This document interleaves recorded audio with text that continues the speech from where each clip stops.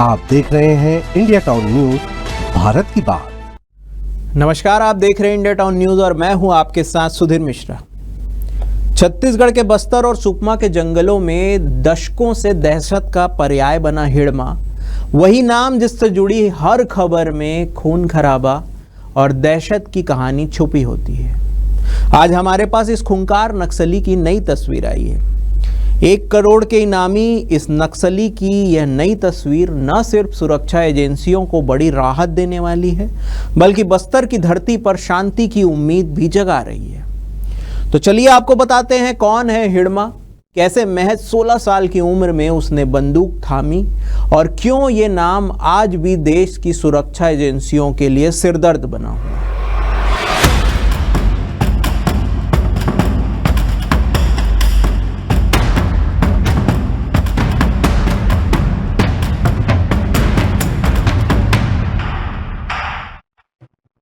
बस्तर के सुकमा जिले में घने जंगलों में पैदा हुआ माड़वी हिड़मा आज एक ऐसा नाम है जो सुनते ही सुरक्षा बलों के कान खड़े हो जाते हैं। सामान्य आदिवासी परिवार में जन्मा हिड़मा नक्सल विचारधारा से इतना प्रभावित हुआ कि 1990 के दशक की शुरुआत में उसने बंदूक थामी।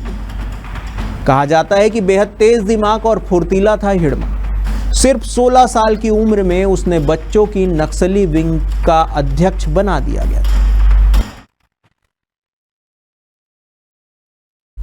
लेकिन ये तो महज शुरुआत थी। सलवा जुड़ुम अभियान शुरू हुआ, नक्सलियों पर दबाव बढ़ा। इसी दौरान 2001 से 2007 के बीच हिड़मा ने संगठन में अपनी पैठ गहरी कर ली। 2007 में उरपल मेट्टा हमले में उसका नाम माओवादी संगठन के बड़े चेहरे के तौर पर दर्ज किया। इस हमले में 24 जवान शहीद हुए थे। इसके बाद हिड़मा ने पीपल्स लिबरेशन गोरिल्ला आर्मी यानी कि PLGA की बटालियन नंबर 1 की कमान संभाली और धीरे धीरे दंडकारण्य स्पेशल जोनल कमेटी यानी कि DKSZ का अहम सदस्य बन गया।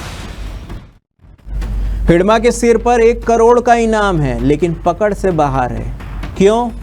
जंगल की गहराई, उसके मजबूत नेटवर्क और बार बार बदलती रणनीति, यही है उसकी असली ताकतें। उसके पास 150 से ज़्यादा प्रशिक्षित नक्सली कमांडर हैं जो हर ऑपरेशन को नाकाम करने में माहिर माने जाते हैं।